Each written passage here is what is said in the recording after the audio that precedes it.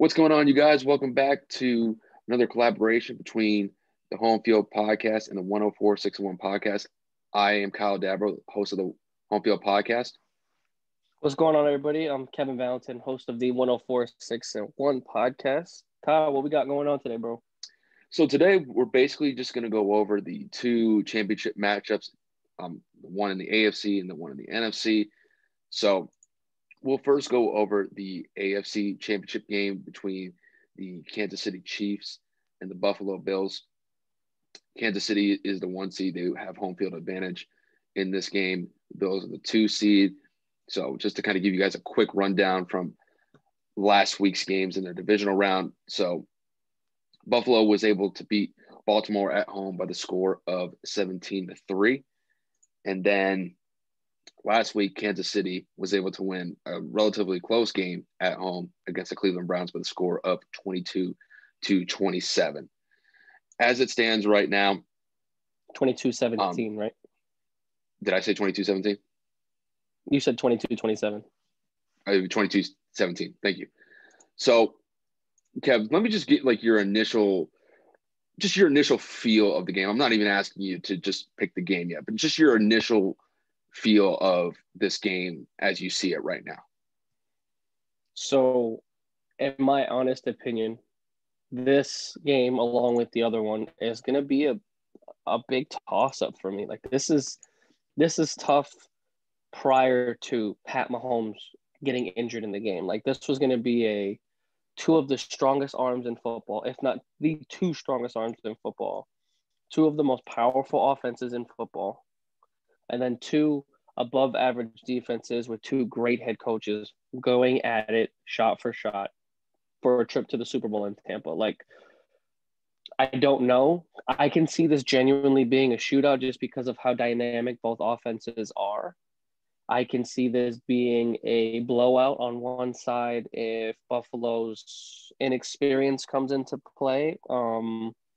I don't necessarily see this being a blowout on Buffalo's side unless Patrick Mahomes is out. So that's another thing that we'll dive into in a few moments. But this is a really tough one for any football fan, any football analytic enthusiast, however you want to word it. This is a very difficult one to pick. And unfortunately, I hate to kind of put it all on one player, but it really depends on if Patrick Mahomes is available for Sunday's game. And I think, to your point, you mentioned the injury report. I have the injury report right here. As it stands right now, the only person that did not practice on Thursday was Le'Veon Bell. Other than that, you had Patrick Mahomes. He was limited today. Sammy Watkins was limited.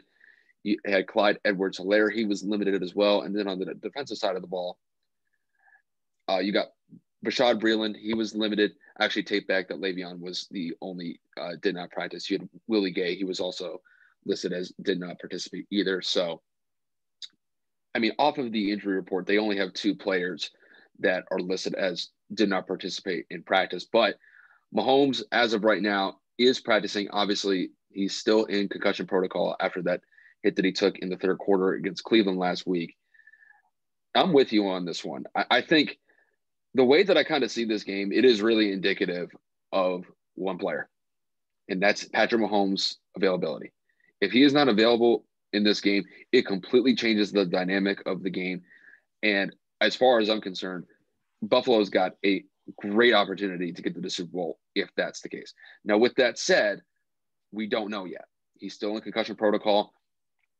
It is kind of at least somewhat, I guess, to the relief of KC fans to see that he is actually practicing out there despite still being in the protocol. So that is probably something to kind of keep in mind and at least kind of have some sort of positive element to it with Mahomes' availability. But I'll say this, and this is going to be this will be a very interesting topic to kind of dive into if Mahomes doesn't play. If Mahomes is not able to go this Sunday, I will say right now, the defense for Kansas City is going to have an amazing performance against Buffalo to keep it close, because I just don't see Chad Henne at 34, 35 years old, however old he is, being able to go toe-to-toe with Josh Allen. I just think Josh Allen is he's hitting his stride right now. I know he didn't really play that well last week against Baltimore, but I think that had more to do with the fact that it was windy and it really did kind of affect the passing game to a certain extent. However, with that said, I think the conditions in Kansas City are going to be a lot better than they were in Buffalo last week. So I definitely expect Josh Allen and that offense to be clicking against KC's defense. Now, with that said, KC does have a pretty solid defense. They were able to shut down Baker and the Browns to only 17 points last week. So that is kind of something to, at least kind of keep in mind moving forward here. But I think it's a fair assumption at this point, or a fair assessment, that Josh Allen and that Buffalo offense, I think, is a lot more dynamic and has a little bit more explosiveness than what Baker and the Browns offense could do. They're different in their own ways. As far as I'm concerned, the Bills may run the ball 5 times in this game, 5 or 6 times. I mean, literally in the first quarter against Baltimore last week, they did not run the ball one single time. So I think if KC is smart, they definitely try to at least make Buffalo go away from the pass and try to beat them with a run defense if Buffalo ends up running the ball.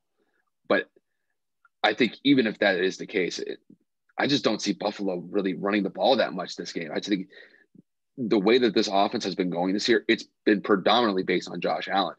And there are going to be points in time in this game where I think Stephon Diggs is going to have good opportunities to get some big chunk plays. I'm talking 25, 30-yard plays.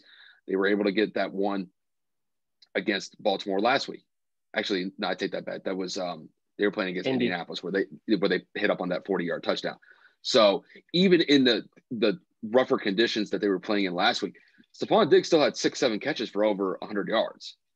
So Stephon Diggs is definitely going to get his. They're just going to have the Kansas City's defense is going to have to find a good matchup and maybe have to vary the coverages a little bit to kind of throw up that connection between Josh Allen and Stephon Diggs to a certain extent.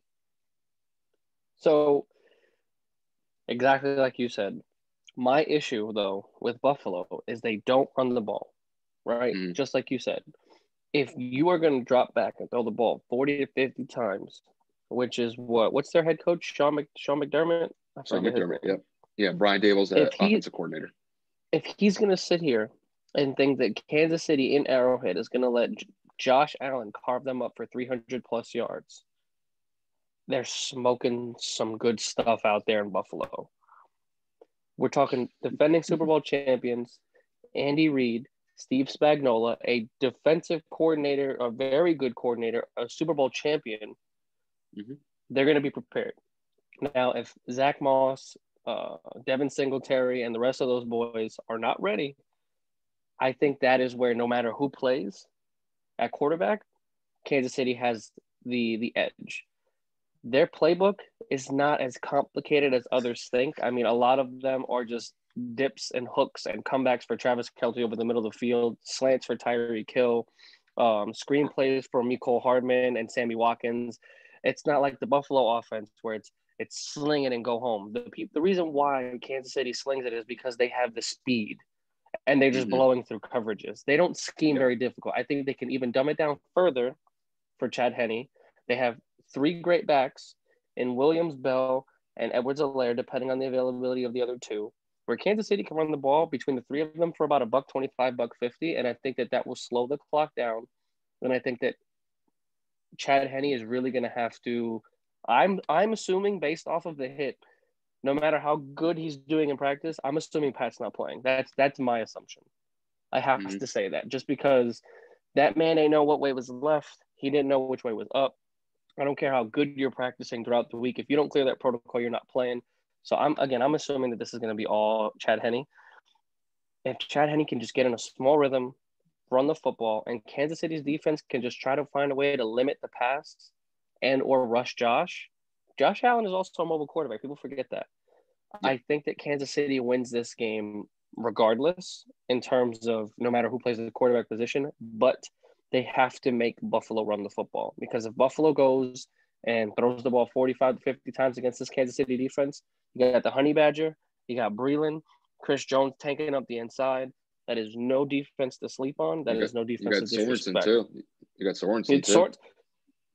you really just you can't say that Kansas City's defense is a walkover. Is it the Indianapolis defense? Is it the what's another top defense in the league? Wow, I'm really drawing a blank. Like we didn't just have a whole football season. Oh my god. I'll let you think about this one. A top defense in the league. I know the Saints had an overall top defense. I mean, the Ravens had a solid defense. Yeah, they were Ravens good, had a solid. Ravens had a decent defense. Mm-hmm. Buffalo's had a solid defense the entire year. Pittsburgh has a solid defense, but that kind was of fell inflated. off towards the. That was inflated. But they really fell off towards the end of the year. But yeah, and they lost Bud Dupree, so that makes a big difference. But nevertheless, without getting into it, I know Kansas City isn't up there, like with the top 5 defenses in the league. But again, postseason time, they turned it on last week when they needed to. And I think that Kansas City can find a way to scrummage up a win if they can limit Josh. And I know that that's probably the stupidest thing to say because no defense has found a way to really slow him down. But you're coming into Arrowhead. This is a chance to go to another Super Bowl. I don't know if Andy Reid lets them walk out of there without a really rough game. I mean, I'll tell you this. There's 2 points that I really want to hit home before we end up making our predictions. The first thing that I want to hit on is Kansas City going to be able to get a pass rush? It doesn't even necessarily have to get home to Josh Allen, like where they sack him like 4 or 5 times in the game. However, if they're able to get some pressure on Allen, force him to scramble, and maybe even get close enough to where he has to like just throw it away. Because late in the fourth quarter against the Browns last week, Chris Jones made some solid plays, not by sacking Baker Mayfield, just by disrupting his rhythm and just literally getting Baker off of his spot for about a half a second and then making him having Baker and then Baker maybe making some bad throw. Well, specifically in that last drive in the fourth quarter, it was really Chris Jones's pressure that got Kansas City out of that drive, and then it led to the game-winning drive that Chad Henne had the possession after. So I think if they're able to get a decent enough pass rush on Josh Allen, I think they'll be okay. The only thing is, though, is that literally Josh Allen will go to both ends of the sideline if he is rolling out of the pocket, and he will utilize all of that space. And he could throw it with about an inch, maybe a yard left of space before he hits the sideline. And then he can complete a really great pass. I remember one in particular when they were playing against Indianapolis. He's rolling to his right. He chucks it like 30, 40 yards downfield. This is like Davis was there on the sideline. And he got the toe tap in, and then it led. Didn't they end up scoring a touchdown on that drive too? Yeah. So that's the thing that Kansas City is going to have to keep in mind is like, look, if you get him off his spot, that's one thing, but you have to pursue him. You have to give Josh Allen everything that he can handle to a certain extent because he can make those plays on the roll, kind of very similar to Patrick Mahomes. And then I know we really haven't talked about Kansas City as far as the offensive side of the ball goes, but I need to hit this point. Like, if Chad Henne plays compared to Patrick Mahomes, I just don't see that offense generating a lot of points. I just don't have a lot of faith in Chad Henne. Now, Patrick Mahomes plays, completely different situation. I think Kansas City has a far better chance and probably a much greater chance of winning this game than without him. So I'm of the mindset, I'm opposite of you. I'm assuming that he's going to play. I think he's going to be kind of like a game time decision. I think it's going to be really, they're going to go out into the field probably Sunday. He'll do his warm-ups. They'll do a walkthrough, and then they'll just kind of assess him before the game. And I think he'll end up clearing protocol, but it still is up in the air. I will give you that. And I think it is a fair assumption to say that right now, as it stands, I would hedge my bet on Chad Henne just a little bit because you don't know what Mahomes' availability is going to be. I'm just of the mindset that I think Mahomes is going to play. It's just they haven't announced it yet. Obviously, we'll find out more as the days go on. But I think adding Clyde Edwards-Helaire would be a great addition for this team. He's been out for a couple of weeks with that high ankle sprain. I think definitely that mix in the backfield that they have with him, Daryl Williams. Now, if Le'Veon plays, even better. My bet is I don't think he plays. He hasn't practiced all this week yet, so I'm kind of hedging my bets that he doesn't play this week. I think he's going to be a scratch. But I think if you have Edwards-Helaire and then you got Daryl Williams, I think that's a nice 1-2 punch between the two of them. And if you have Mahomes in that situation, it just opens up the playbook as far as I'm concerned. You can do so much. It just – the versatility that the offense has with Patrick Mahomes is a night and day difference than what Chad Henne has. Chad Henne 100%. runs a very limited offense, and it doesn't really expand the playbook that what Andy Reid typically likes to do, that run and gun type of offense. Yeah. But that's really all that I have to say. Now let's get to the predictions here. So how do you see this game going? Who do you pick for this game and why? If Chad plays, if Chad starts, I got this. It's hard to give a definitive prediction because, like I have done our last couple of episodes, it really hinders on positional play. If Chad plays decent, but the defense stuns out, I think that they find a way to scrummage up a close one. If Chad turns the ball over and you got to rely on the defense, I think Buffalo blows them off the doors. Now, if Mahomes plays, I think it's a shootout because you're literally just going shot for shot because we're talking two of the best arms in football going back and forth at it.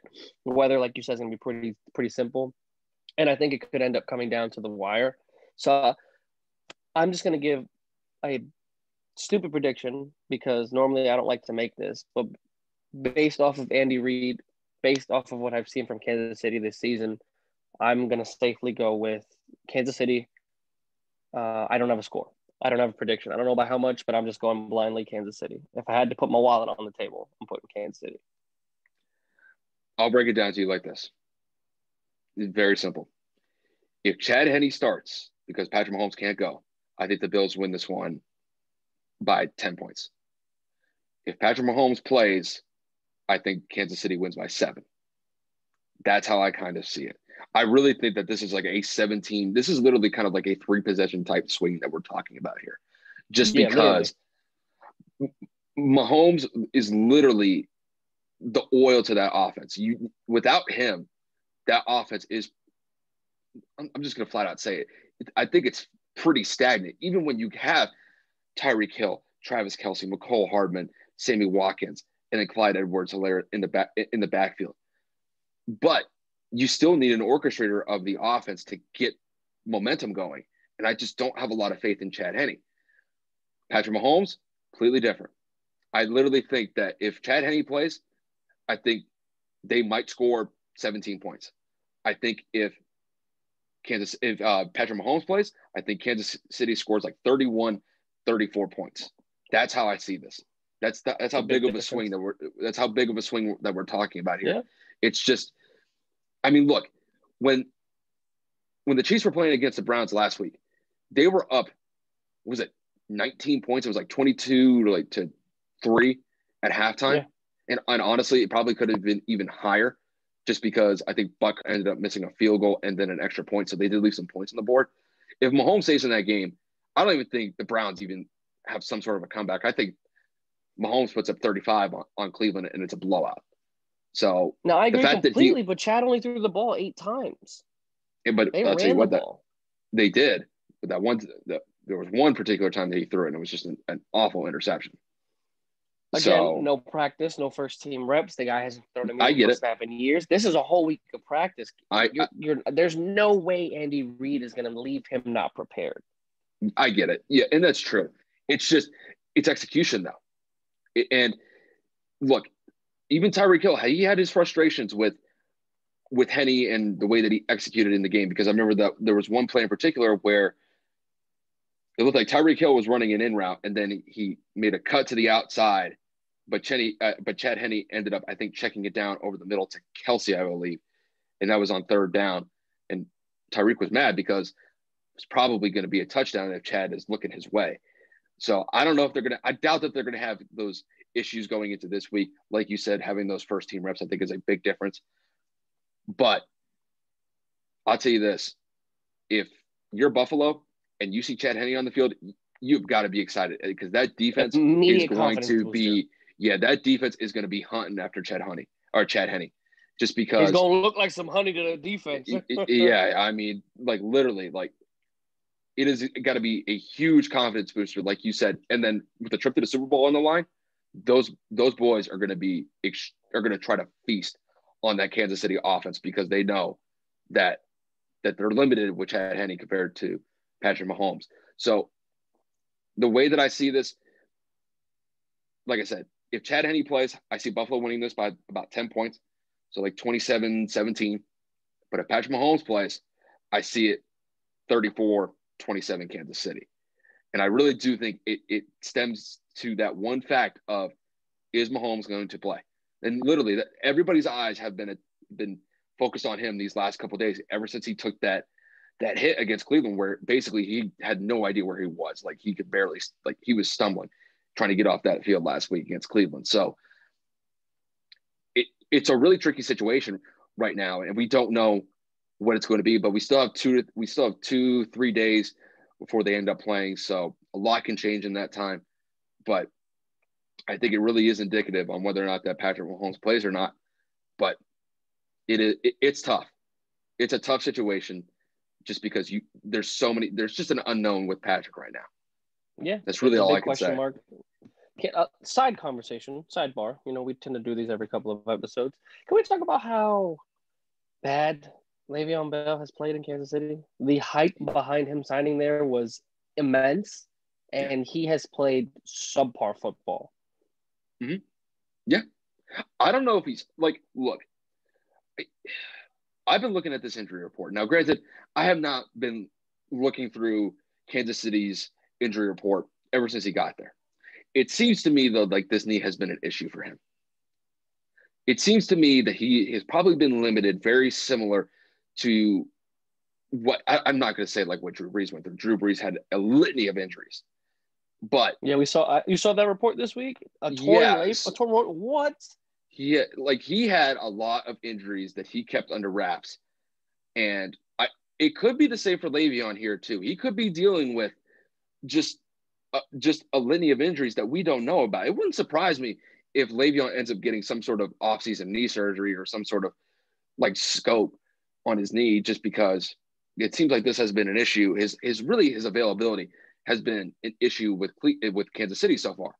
So yeah, and I remember when he first got signed there, that it was a very big deal.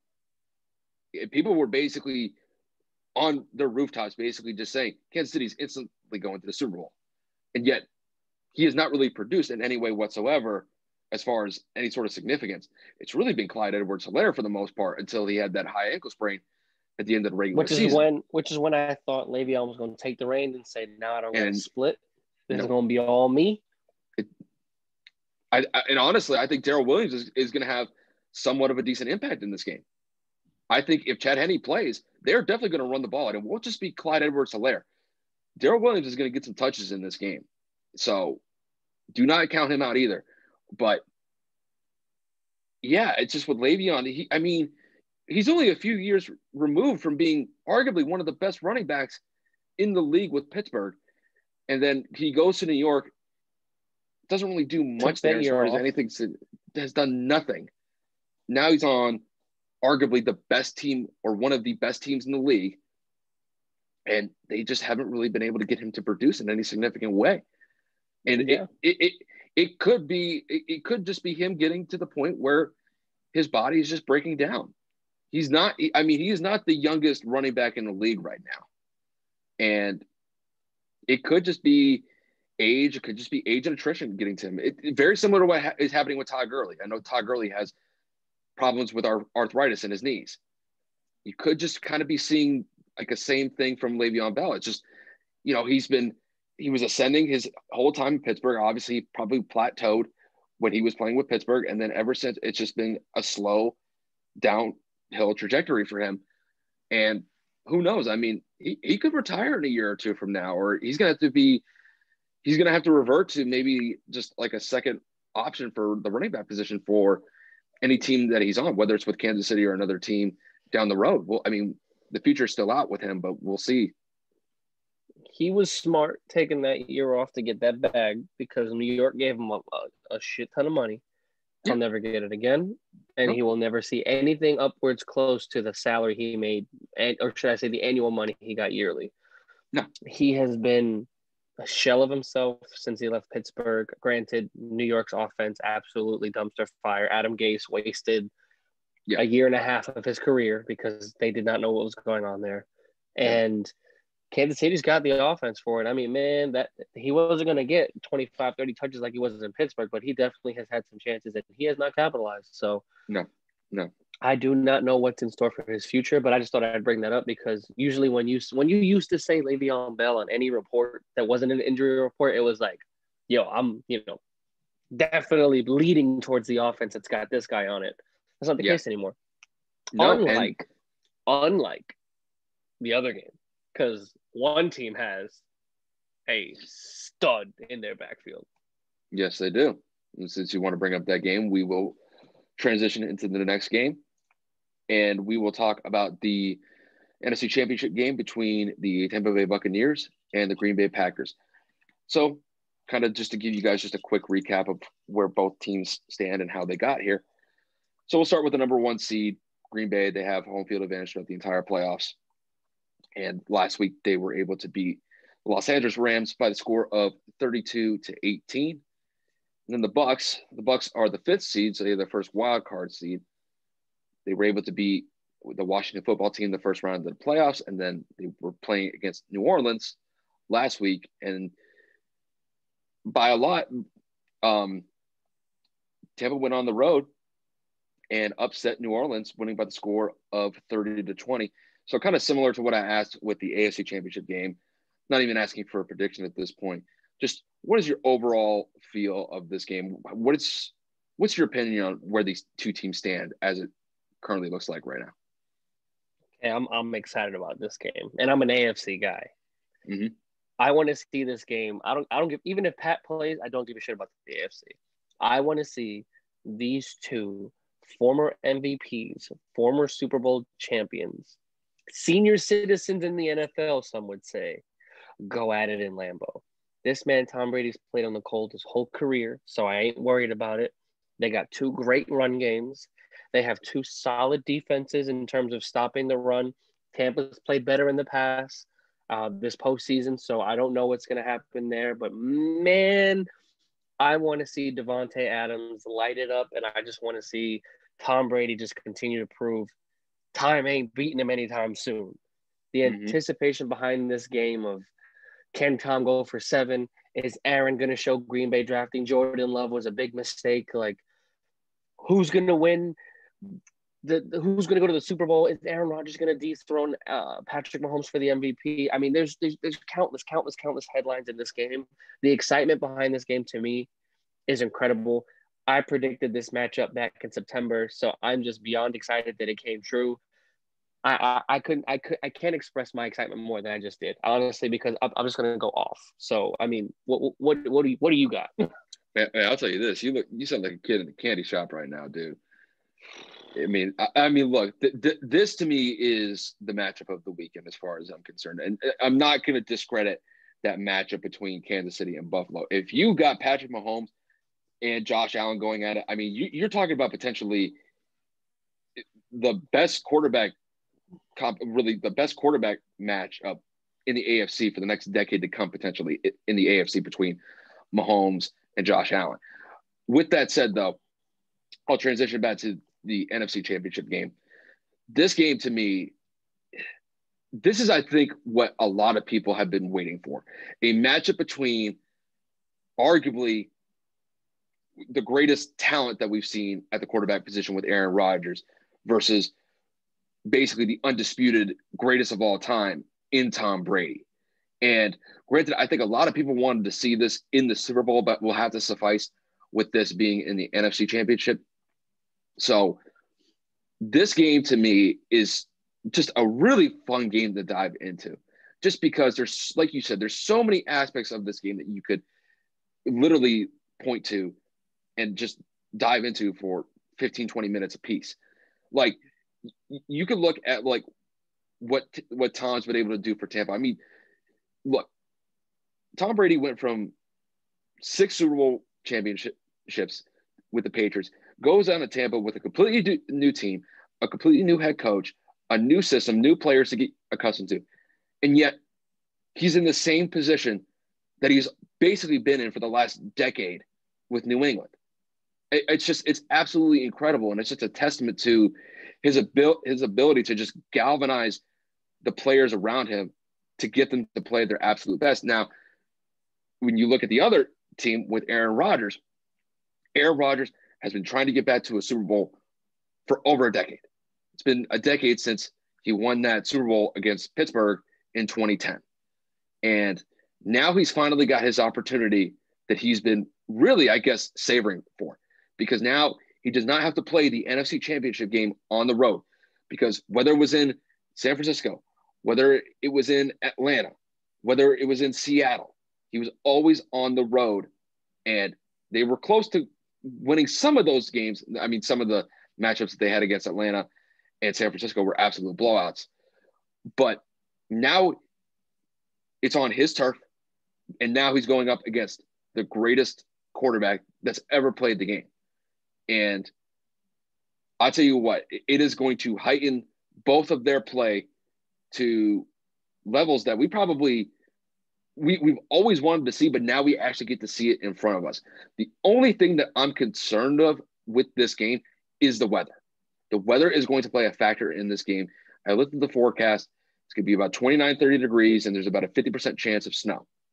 So it is going to be football weather, but it may limit what we want to see from both of these quarterbacks. We're not going to see Brady and Aaron Rodgers throwing for 400 yards, them putting up 3 or 4 touchdowns in this game. So it does really kind of put an emphasis on the entire team outside of just the quarterbacks. Aaron Jones, stud running back with Green Bay. You also have a solid backup in Jamal Williams. That's a nice 1-2. That's a nice 1-2 combo between the two of them. Dillon's been coming out. True. And then on the other side, you got Ronald Jones.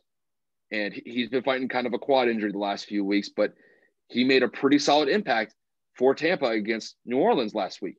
And then you add Leonard Fournette. Leonard Fournette has really stepped up, even with Ronald Jones kind of being a little bit compromised due to his injury. Leonard Fournette has stepped up. It does kind of remind me of how he played against when the Jaguars were going through their run back in 2018 when they got to the AFC Championship. Leonard Fournette was an absolute beast in those playoffs. Now, he's not playing at the same level that what he was when he was with Jacksonville, but he's still extremely viable, and he's been a huge, huge addition for this team, and he's really stepped up in these last few weeks.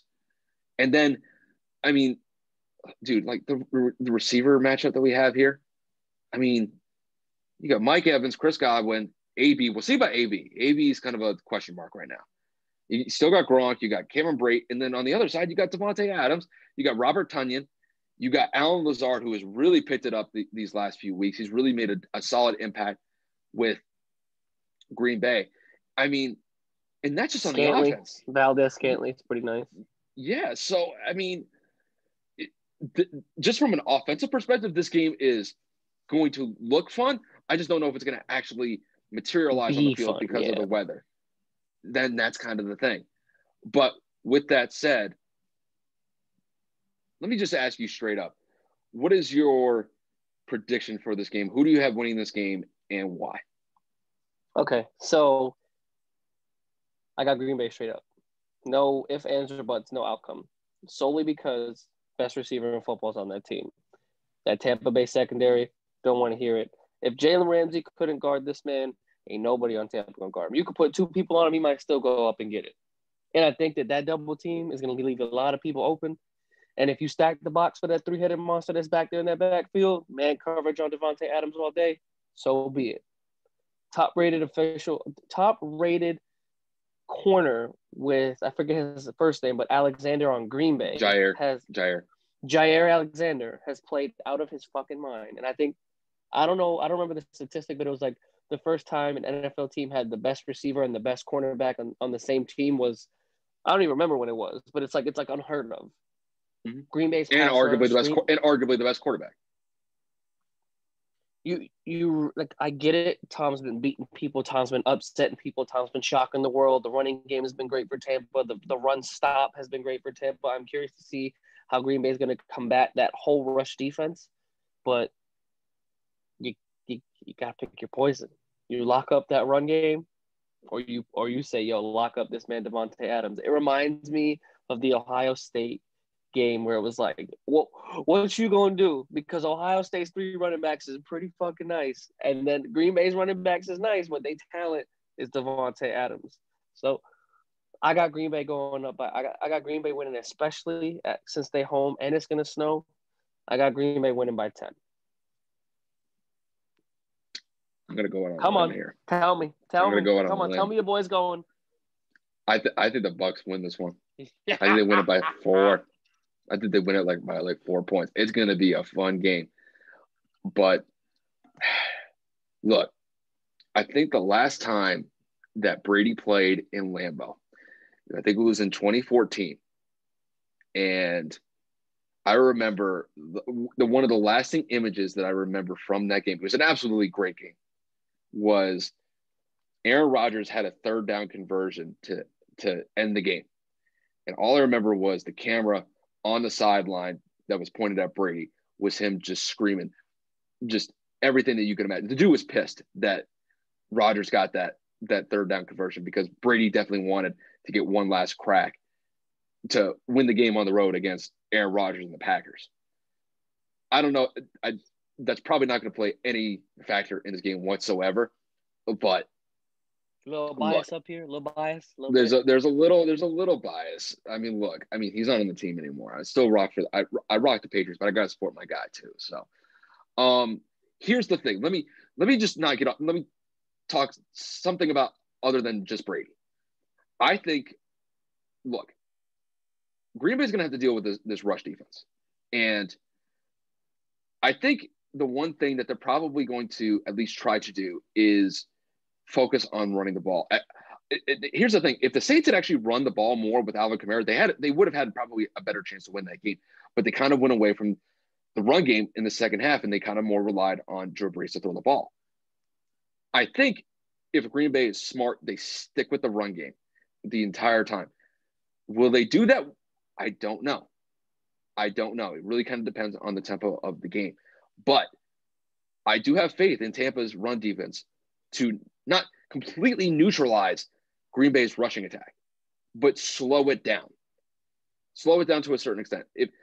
If Aaron Jones is held to about 75 to 80 yards rushing throughout the entire course of the day, I think that's a win in Tampa's book. If he cracks anything over 100, Aaron Jones has the ability to get those big chunk plays. I remember he had one against the Rams last week where he ran for 50, 60 yards and basically set up Green Bay to get a walk-in touchdown right after. Tampa's going to have to eliminate those completely. If they're able to get him and slow him down to maybe 4 or 5 yard carries and get them to focus more on Aaron Rodgers throwing the ball, it's a better way to go about it, because I think if they just if they run the ball really effectively, then Rodgers doesn't have to do that much. I do think that the Bucs defense, especially their secondary, they're going to have to do something about Davante.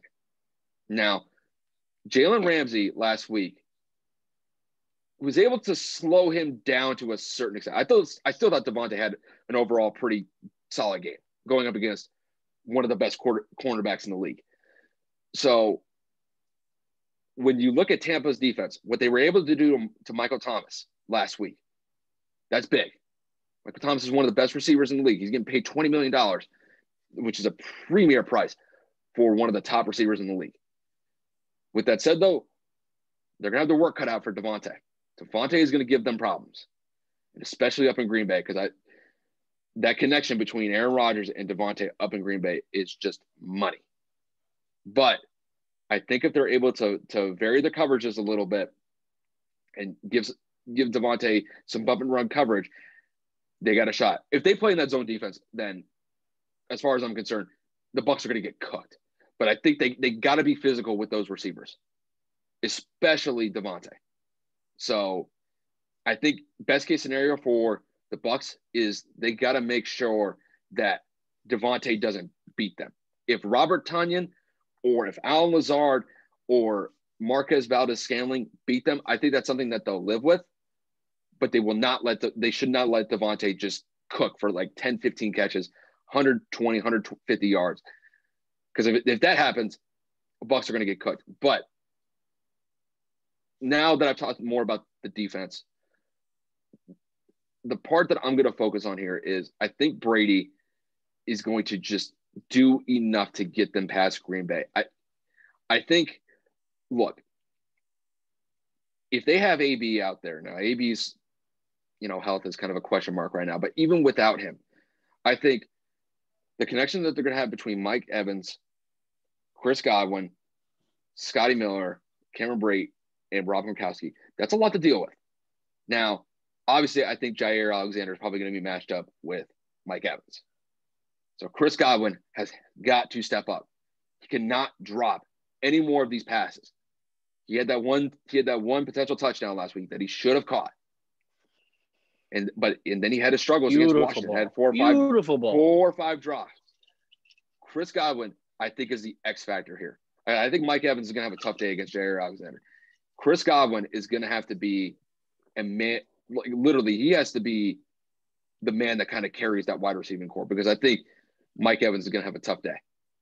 And then Ronald Jones and Leonard Fournette, they have got to run the ball, because they were able to do very well against New Orleans last week with running the ball between Leonard Fournette and Ronald Jones. It gives the defense a different look, because if Brady's just going to sit back there for 45, 50 times throwing the ball, the offense is just too one-dimensional. They've got to run the ball. I think they will. I think Ronald Jones and Leonard Fournette, if they're able to get some holes, I think that both of them together, combined, I think they could get like 125, 150 yards rushing up there. But the Bucs have to commit to the run game. They did it against New Orleans last week, and it really helped them. And really, I thought Tampa Bay last week, their offensive strategy last week was very patient. I think it should be the same thing in this one. I think as long as the defense kind of keeps Aaron Rodgers somewhat limited or somewhat in check. Obviously, Aaron Rodgers is definitely going to get his. The Green Bay offense is definitely going to get points on the board. But if this is getting into like the fourth quarter and it's a back and forth game, I'm going to give the edge to Tom just a little bit. Now, that's how I see it. Would not surprise me any way, shape, or form if Packers win and move on to the Super Bowl. I'm just going to be 100% honest about that. But I just think, I think of the possibility, the potential of literally Tampa hosting a Super Bowl the first year that Tom Brady shows up on the team, and they could literally go to the Super Bowl the first year that they do that. I just think that would be insane to me. I know Tom has had his accomplishments. I know he is pretty much the undisputed GOAT. Depends on who you ask. But me thinking about that is just unbelievable to me. Like that, maybe outside of maybe Peyton going to Denver, but I don't even think Peyton went to the Super Bowl the first year that he was on Denver. I think it was the second year. I think the first year he lost to you guys, or that was they lost to Baltimore. They lost to Baltimore. That was that Hail Mary to Jacoby Jones. Yep. So I think it's going to be a great game. I think it's going to be a very close game. And like I said, I think so. The weather is going to play a factor. There's no doubt about that. I think it is going to limit Rodgers and Brees to a certain extent. Brady. But if Brady has the ball, they're down by 4, 2-3 minutes left in the game, I'm giving the edge to Tom. I think Tom gets it done. I think the Bucs get it done. I'm thinking this is going to be a really close game. I'm thinking like 27, 23, somewhere around there. It is going to be close. It could be 28, 24, somewhere around kind of like that score. I don't think this is going to be a game where both teams – I don't think any team's going to hit 30 points. I don't think so. I think the weather's going to keep them locked up. Yeah, that's how I kind of see this. I think one thing that we do have to keep in mind, though, is AB's availability. Still, I don't believe he practiced yesterday, so he's still out as far as I'm concerned. But I think he's still like a 50-50 shot. I think it's going to be a game time decision, and I think he ends up playing. It's going to be a lot for Green Bay's defense to cover if they got to deal with Mike Evans, Chris Godwin, and AB. So agreed. It's an exciting game. It's going to be one, like I said, it's going to be one for the history books. I can't wait. Like I literally am like you said, a kid in a candy store. The headlines, the narratives, all of it, everything behind this game is, you got to watch this game. There's no excuse. Like I don't want to hear you got a bar mitzvah. I got to go to church. Like put that shit on hold. No disrespect to God, but two of the GOATs are about to go head to head in the NFC Championship for a trip to the Super Bowl. Yep, and it's really kind of everybody's been waiting for this matchup. Obviously, like I said, this would have been a matchup that we would have all loved to see in the Super Bowl. The NFC Championship is going to have to suffice for now. But I'm just as excited as you are. I'm not as giddy as you are. You get very excited about this. I'm more reserved. I know you can appreciate it. Like, you know what I'm saying? That's how I'm feeling right now. You know what I'm saying? Yeah. So it's just this game is going to be fun. I can't wait to watch this game. Like I said, I'm going with the Bucs just because I got to support my guy Brady. I think Brady's play is going to do just enough to get them past Green Bay. But like I said, would not surprise me any way, shape, or form if Green Bay wins this at home and goes to the Super Bowl. So that's kind of my – I'm going out on a limb. I'm being honest here, being transparent. I'm going out on a limb. I'm picking with my heart, not my head. My heart is telling me Tampa. My head is telling me Green Bay. Screw it. I'm going with my heart. It's just how I see it. Hey, but that's how it's got to be, man. Some of these predictions can't always be factual, numerical, statistical. Like, you just got to be like, screw it, man. I'm going with the gut decision, man. I want my boy to do it. I want my boy to win. I respect it. I do. I really do. And then, we might be on next week, and then you might be looking at me like, dude, why'd you make that pick? If Green Bay ends up winning. We bet money. If we bet money, it'd be a whole different kind of story. You feel me? But that's not the case right now. So it's all good. I'll tell you what, though, I'm not putting any money on that freaking Chiefs and Bills game right now. No, I don't know what. The only people that put money on that game are people that have money to lose. Yeah, you can find enough degenerates out there that are willing to bet on that game. Like I said, people that have money to lose because they don't care if they're broke. Yeah, there'll be enough people to degen for that game for sure. There'll be enough. Anyways, since we brought up practice, these Brooklyn Nets gonna be running for a few days, boy. Oh my God! Can we talk about last night's game, or was it last night or 2 nights ago? It was last night. It was last night's game.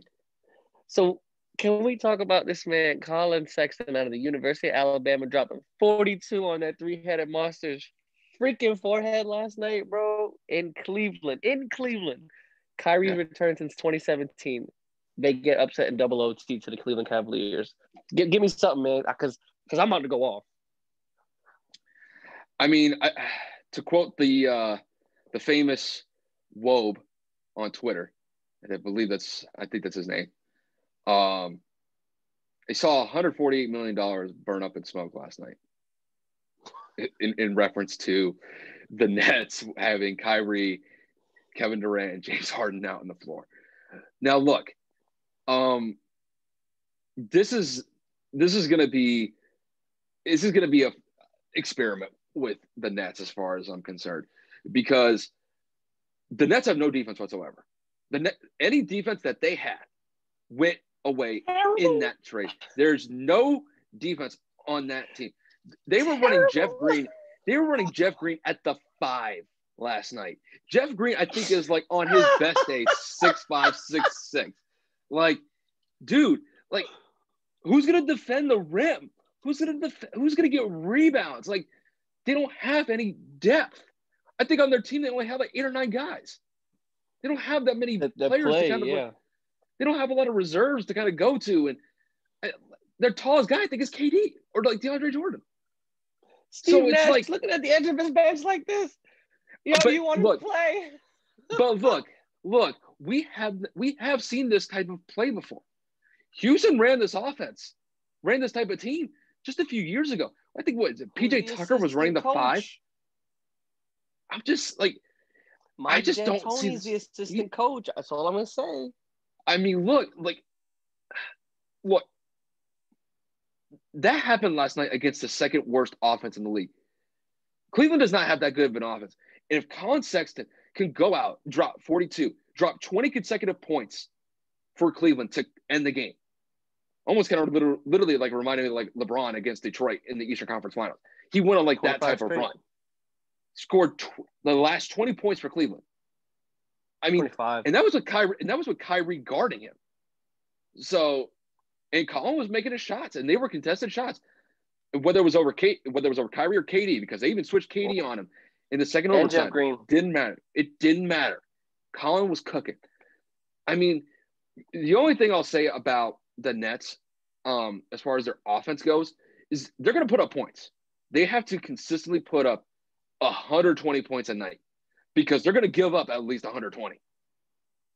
Because if you got Cleveland going off and scoring, wait till they actually go up against a team that can actually score. Whether it be like the Clippers, whether it be the 76ers, whether it be the Heat. I'll tell you what, if the Nets go up against the 76ers right now, it wouldn't surprise me if Joel Embiid drops 50 on them. Joel has been cooking this last week or so. He's like an MVP favorite. I forgot what magazine or what label. He dropped like 40 and 15 the other day. I mean, my guy in Philly is cooking right now. Doc Rivers out here showing he a big man coach. Well, and that's the thing. It's like we all know that Joel Embiid has had his potential. It's just you see like moments where he really like lives up to it and then surpasses it. It's just whether it's like injuries, not being able to stay in shape, maybe a little bit of laziness.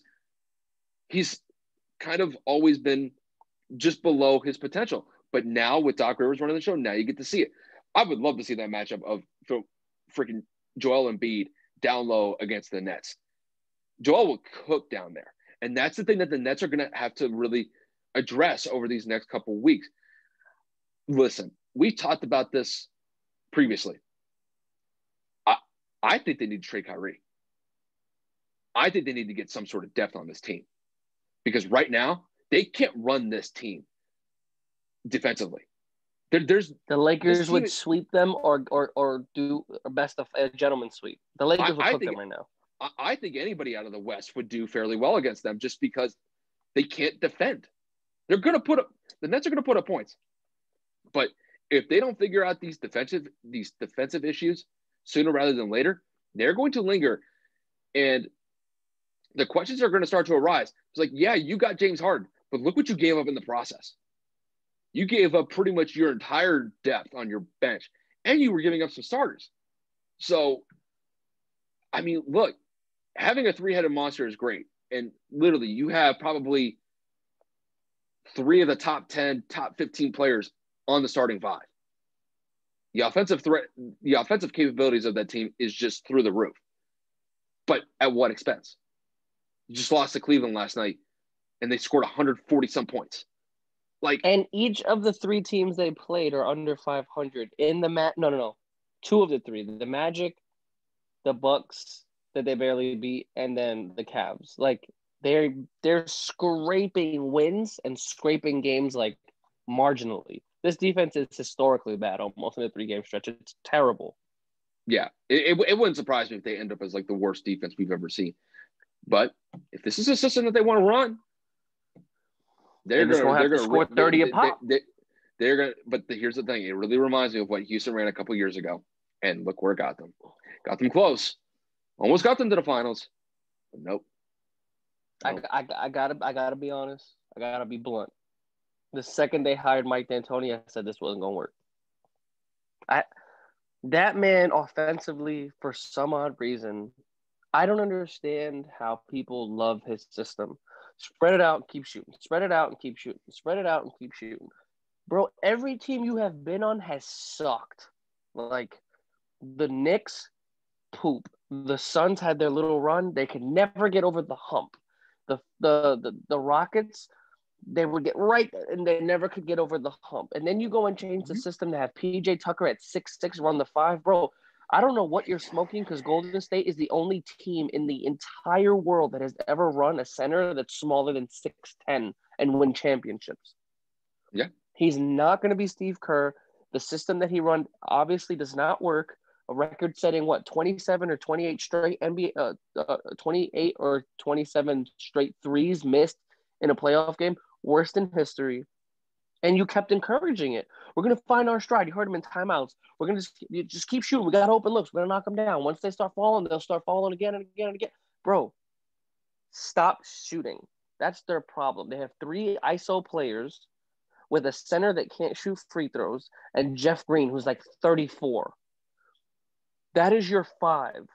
If Kyrie got an off night, if KD got an off night, if Harden's turning the ball over, or if one wants the ball more than the other, they're screwed. They're screwed. To win games, realistically, Harden and KD are going to have to average 35.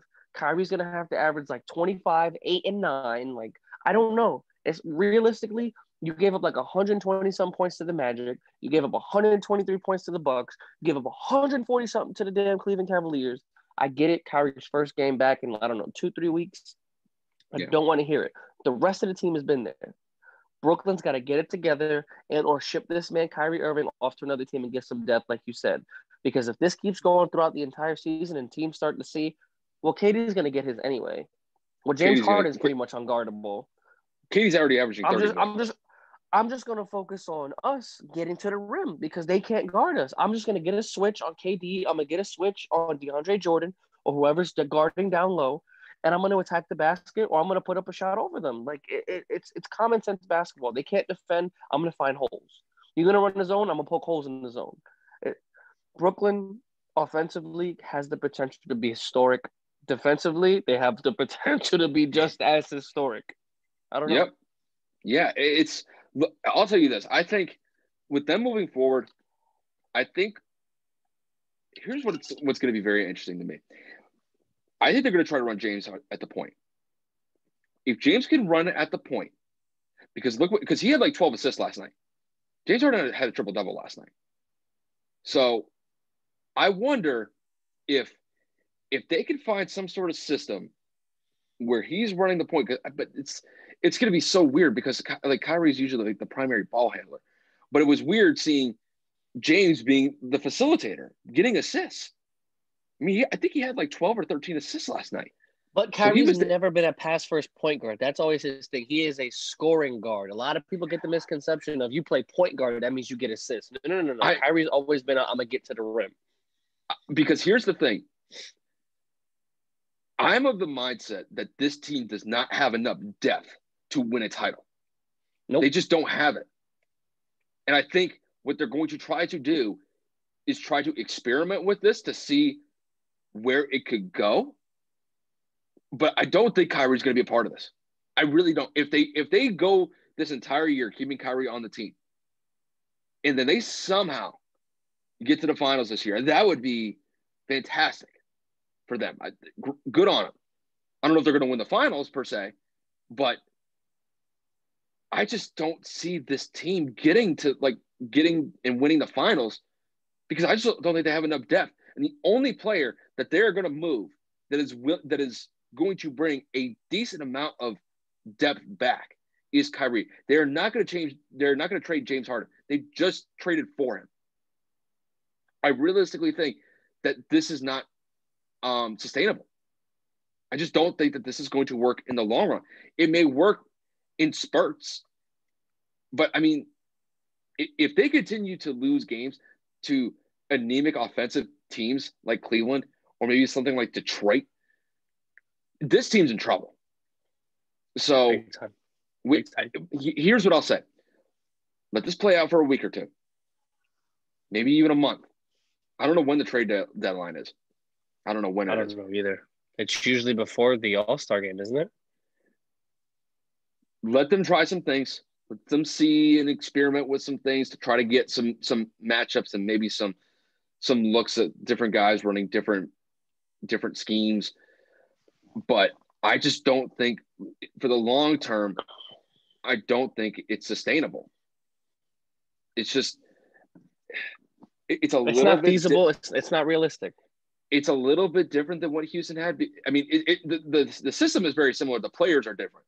You got 3 amazing scorers, but you need Hall of Fame type scorers to make this system work. In Houston, they only had maybe 1 or 2 of that with Chris Paul for the 2 years that he was there, and then James Harden. Well, now you got 3. Is that third guy going to make a difference? I don't know. The verdict is still kind of out on that. I'm not going to place my money on that, though. I just don't have a lot of confidence in this team moving forward. That's why I've been of the mindset, trade Kyrie. If Kyrie's available, especially if Kyrie's availability continues to be an issue and lingers throughout the season, they got to move him. Yeah, but you know what? Time. If that's the case, they will get a lot back for him. There's no doubt. But, I mean, Kyrie has been with the Nets for 2 years? A year. Well, this is his second season with them. So, you know, they may wait this out. They may kind of see how this goes, and then they may address this situation in the offseason. But with this depth, with this roster, like you said, Katie's going to have to average 35. James is going to have to average 30. And Kyrie's going to have to average at least 25. Between those 3 guys, they have to score 100 points. At least 90. They have to score at least 90. And then hope to God that Joe Harris and Jeff Green scored 30 points between the 2 of them, or at least 20. I'm just not going to put my money on that. It's not realistic. But they could prove me wrong. They could go out there, they could do what they need to do, and go out and prove me wrong. I just don't have a lot of confidence in it, and it would be a shock to me if they could get this system to work between the 3 of them. I just don't think that it's going to happen. I think it'll be enough to get. I think it'll be enough to maybe get them out of the East, but I don't think it's going to be enough to win the finals. And honestly, if they can't address these issues defensively, they may not even get out of the East. Not with Boston playing as good as they've been getting, but I'm not even going to get into that. You know, it's kind of funny how the Lakers and the Celtics are the number 1 seeds in their respective conferences, 2 of the most historic, if not the 2 most historic franchises in history, leading the way again, one with probably arguably the greatest of all time, and then one with an up-and-coming superstar that is Jason Tatum. But if Brooklyn doesn't pick this up, I don't see them beating Boston. No way. And then you got to deal with other teams. You got to deal with Miami. You got to deal with Milwaukee. Obviously, the records don't indicate how good they are right now, but they will turn it up. Milwaukee when time matters the most. Agreed. Yeah. But you know, we can do another deep dive episode into the specifics of each team. You know, as the season progresses, it's just too early right now. Everybody's still kind of getting familiar. And COVID. What team just got delayed 3 games? I thought it was Memphis. I thought it was Memphis. Yeah, Memphis. Like, COVID is really hitting the NBA super, super, super hard, like we talked about a week or 2 ago. We're not even talking about games just getting postponed. We're talking about like facilities getting shut down, people not practicing. Yeah. I've said this 100 times. Dallas, we've lost our 3 or 4 best defenders for the last 2 weeks, and a number of teams have been short-staffed. The NBA still hasn't even ruled if they're going to be able to expand the total amount of open roster spots. So I have no idea what's going to happen, but the season is really, really, really early. And to do a deep dive, we need to be at least 30, 40 games in. They'll get there. Yeah, I think at this point, they've started the season and they are just going to, I don't think that they can do another 4 to 5 month pause like they did last year. I think they're going to manage and mitigate it as best as possible moving forward. There are obviously going to be games that are going to be postponed. They're going to be moved. I think, to be honest with you, they need to cancel the All-Star week, and they need to use that week to make up the games, to make up postponed games. That's what I would do. And look, the players might bitch and moan about it, but look, you're going to have to play some back-to-backs. You're going to have to. And it's look, I know that they don't like that, but look, last year you got 5 months off. And when they restarted the season, granted, they had to play the playoffs, and that took like 2.5 months to get through. And then they started up again about 2.5 months later. They've had enough ample time to rest. They had about 7.5 months off last year. So they've had time to heal and recover it. But I think, like I said, I'm not going to dive too much into this. They need to stay on track for next season. They cannot allow this season to get interrupted. Well, actually, I could kind of actually take that back because they already canceled the 2021 Tokyo Olympics this year. So They that did. does they did. Yeah, they just canceled it. So you guys will probably When be was watching this. this? Yeah, you guys will probably be watching this tomorrow, but I remember I was on my laptop about maybe 2-3 hours before we started the recording, and one of the pop-ups came up saying that the 2021 Olympics are off. So they have canceled the Olympics. Wow, what source was this? I didn't see this anywhere all day today. It was I have like little news I guess like little news blurbs that pop up in like the right bottom corner of my laptop, and it was one of the news Oh stories that popped up. shit. So they Wow. are trying to push it back to I think like 2032 for Tokyo. They're going to have the 2024 Olympics, but I think they're going to try to get it in Tokyo again early in the 2030s. That was just the little bit of information that I read. So Hmm. I think, but Yeah, to get we'll this back talk on, about that but later. to get this back on topic with the NBA, I think at this point though, it's a positive if the NBA can get through the season and finish the season on time, or at least try to get it on time as quickly as best as possible. If they can try to get these finals wrapped up by July, early July, that at least puts them on track to start the season on time next year. And I Yeah. think that's the most important thing that they have to focus on. And look, they're going to have to bring fans back. They're going to have to bring fans back into the stands next season. They're going to have to. You cannot go 2.5 seasons. You cannot go 2 seasons where you're not bringing in any fans. There's just the revenue. It just plays too big of an impact at that point. You have to get some sort of revenue from you can get them from jersey sales, you can get them from season tickets, but you're going to have to bring fans back into the stands at some point. You just got to accept the fact that COVID is just here. The vaccine will be out. The vaccine's out. There will be more of it available by the beginning of next season. And I think people are just going to have to get comfortable with like, look, COVID is just going to be a part of just a regular flu season. That's just kind of how it is. That's just how it's going to end up being in the next probably year or so.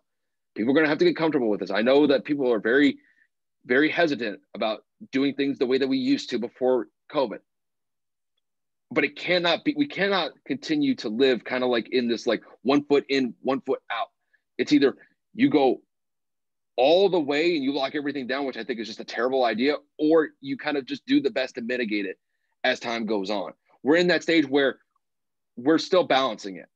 But I think really as time goes forward and the vaccine is more readily available, you're going to have to let fans back in the stands. It's just, you're going to have to.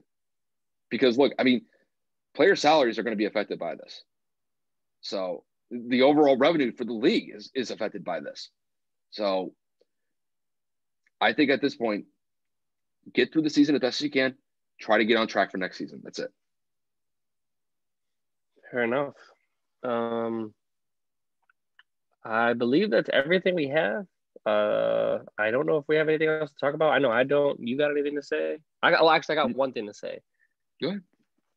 So I know you mentioned it on your episode prior to this episode. I mentioned it on my podcast yesterday. For those of you that have not listened to either one, which if you haven't, I got some choice words for you privately, but the two of us are thinking about collaborating officially, combining our podcast as one. We haven't really come up with the fine details. We haven't officially come up with a name. We have some ideas. For those of you that are curious and do listen to us on the regular, for Kyle's YouTube page, if you want to drop some ideas on some names, if you want to drop some comments on what you think about the idea of collaborating permanently and joining our podcast as one, we'd be more than open to listen. We'd be more than open to hear. But we have a lot planned for the future within the next couple of months. We do have a lot of things we are planning. The two of us are are looking to meet up in the next couple of months to try to figure out a schedule and really figure out the kinks and fine tune it. But we are excited to announce that 2021 will be the start of our combined podcast, and we could not be happier about it. I know I can't be. Kyle, you got anything to say about it? I mean, I really can't add too much more than that. I'm really excited with where really these collaborations have gone between you and I. I mean, this even goes back before we even started doing the podcast. We have always had really good one-on-one sport conversations, whether it was through here or when we were back at FGCU. We always had solid sports conversations. And I think at this point, it just seemed like an inevitable fact that we were going to probably combine both of the podcasts together. And I think to a certain extent, I think we've even talked about this off the air or just when we don't record. I think the audience likes the back and forth that we have, likes the dialogue, likes the conversations that we have. I think really kind of like the back and forth nature that we have, I think it's good for the audience. I think the audience, it definitely is entertained by what we do. Now, obviously, like you said, we have to still iron out some details and really kind of iron out like the structure of like how we're going to do our podcast on a weekly basis. So, we've had some ideas. We're still trying to figure out what we would do. And then obviously once we start it, it's going to be kind of like, we'll kind of figure things out as we go. But then once we kind of develop a consistent routine, and then basically after that point, all we got to do is just fine tune certain things. But no, you guys will definitely get top-notch content, and obviously we try to do the best that we can to get you guys the content that we can provide you. And as we combine these podcasts together, we don't officially have a date yet when we're actually going to do that. But understand that when we combine both of these podcasts together, that the content that we will give you guys will be the best that we can offer to you guys. Give us a little bit of patience, but after some time has passed, probably by the end of 2021, hopefully we will get the best content we will get to you guys out there. That's just kind of my hope. I'm pretty sure you're on the same page as well. That's pretty much all I got. You can have the final word on this venture that we're going to go on. Hey man, like I've said multiple times, since I had you on my podcast for the first time, since you had me on yours and you started yours, I'm not going to continue to repeat it, but it's like the two of us since college, since we've met, have had that friendship, that connection of our banter, sports aside, our relationship outside of sports has always been hysterical. Like whether that's us just talking about life, us talking about girls, us talking about whatever. It's always been an interesting back and forth dialogue. I feel like we can maximize this platform's potential with great content weekly, with great conversation, with featured guests, with using different social media platforms. We've talked about Twitch. We've talked about myself expanding into the YouTube realm. We've talked about a lot of other things. And if we can just combine these two already incredible formats of work into one, have a set schedule for making sure we have the best available content with whatever's going on, dude, our potential is limitless. And I can't be excited anymore because I already love what I do. And I know you love doing this too. So, I mean, two people that are passionate about sports, two really, really good friends, two best friends that love shooting the shit as it is freely, talking about sports on the regular, to do this for a living potentially. I don't really see anything better, man. So I can't wait. 2021 is going to be a great year. I feel it. Yeah, I mean, I couldn't really say it any better than that. I mean, with that said, you guys, I'm pretty much just going to wrap it up here. From my end, I want to appreciate Kev taking the time to join us again on another collaboration. I'm pretty sure you feel the same as well. Yeah, absolutely. Any combination, any guest featured on the 104 6-1 podcast is always appreciated. So, with that being said, guys, we hope you have a great night and enjoy them games over the weekend. Yeah, for sure. Definitely stay tuned, you guys. And all of this content will be added to my YouTube page at the Home Field podcast page. It'll be up on anywhere that you listen to podcasts, whether it's Spotify, Apple Music, all that bullshit. So other than that, that's all I got from here, you guys. And hope you guys have a great night and enjoy the AFC and NFC Championship games that are coming up this weekend. Peace out, you guys. Later, guys.